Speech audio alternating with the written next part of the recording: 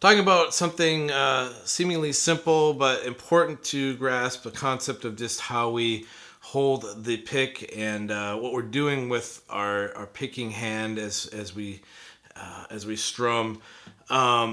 We want to. I use these Dunlop Tortex. They're red. I can't remember the thickness on them.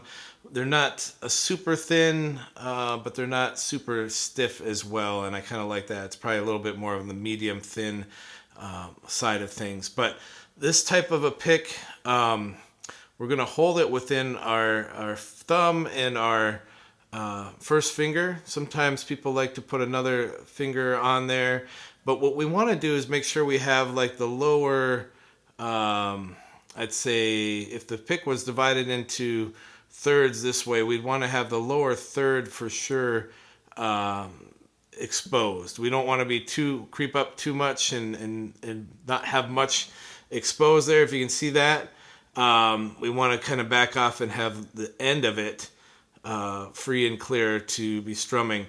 And as we are strumming, as we're going along our chords and our strings, we don't want to go too deep into the strings. We kind of want to go across them.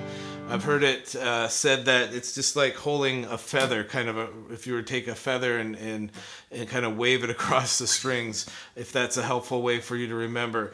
But we don't want to get too deep into the strings, into kind of the beyond the tips of the strings, and we don't want to be too far out. And our grip on the pick is a balance too, not to be too firm with it, but not too light that it's just going to fly out of our hands. So there's kind of a happy medium there, and